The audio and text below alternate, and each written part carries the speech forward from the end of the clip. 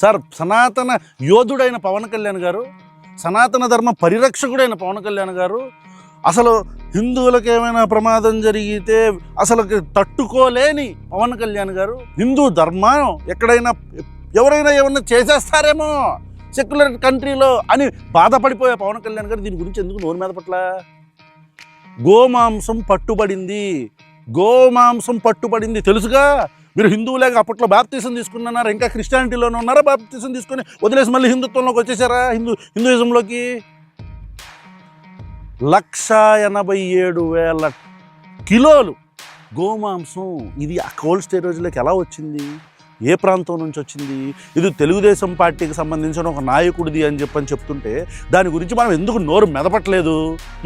మన నోరు ఇప్పుడు పెకలదా? తిరుమల తిరుపతి దేవస్థానంలో హిందువులు చచ్చిపోతే మనం ఎవరి మీద యాక్షన్ మన నోరు పెకలదో యాక్షన్ తీసుకోమంటానికి. సింహాచలంలో గోడ కూలి హిందువులు చనిపోతే మన నోరు పెకలదో. నిన్నగాక మొన్న అక్కడ కూడా తొక్కిసలాట్లో చనిపోతే జనాలు మన నోరు పెకలదో.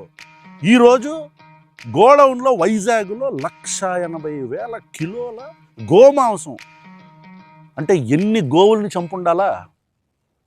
గోమాతగా పూజిస్తారు కదా, ఎన్ని గోవుల్ని చంపుండాలా?